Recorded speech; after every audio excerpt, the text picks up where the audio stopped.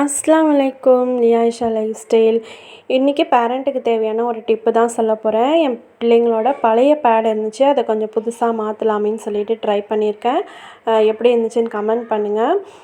என்கிட்ட பழைய பேடும் வால்பேப்பரும் இருந்துச்சு, அதை வச்சு புதுசாக ட்ரை பண்ணலாம் அப்படின்னு சொல்லிட்டு தான். ஆனால் பேட் வந்து ரொம்ப டேமேஜ் ஆகலை, ஓரளவுக்கு நல்லா தான் இருந்துச்சு.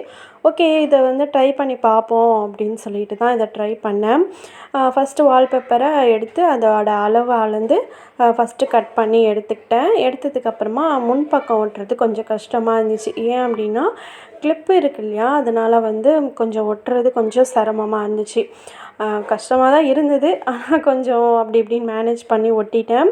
அந்த கிளிப்பு சைட்லாம் சுருக்கமாக இருந்தது வந்து நான் அந்த கிளிப்பை அளவு பண்ணி கட் பண்ணதுனால கொஞ்சம் அதெல்லாம் மேனேஜ் பண்ணி கட் பண்ணேன். கொஞ்சம் அழகாக வந்துடுச்சு. பின்பக்கம் கொஞ்சம் ஈஸியாக ஒட்டிடலாம். முன்பக்கம் தான் அந்த கிளிப்பு இருக்கிறதுனால கொஞ்சம் கஷ்டமாக இருந்துச்சு.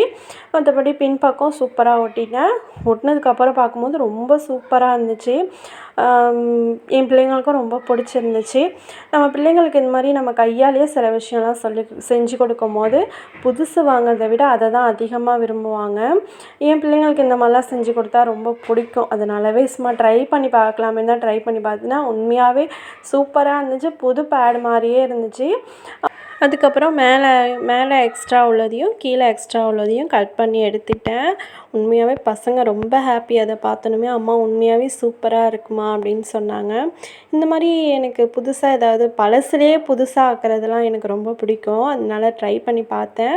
உண்மையாகவே ரொம்ப சூப்பராக இருந்துச்சு. என் பிள்ளைங்களுக்கும் ரொம்ப பிடிச்சிருந்துச்சு. உங்களுக்கே பார்த்தாலே தெரியும் அந்த பேட் எவ்வளோ அழகாக இருக்குது அப்படின்னு சொல்லிட்டு. என்னுடைய பேட் எப்படி இருந்துச்சுன்னு சொல்லுங்கள். மேலே துருப்பிடிச்சிருந்துச்சு இல்லையா, அதிலலாம் நான் ஒயிட் பெயிண்ட் அடித்து அந்த கிளிப்லலாம் ஒயிட் பெயிண்ட் அடித்து அதையுமே மேனேஜ் பண்ணியாச்சு.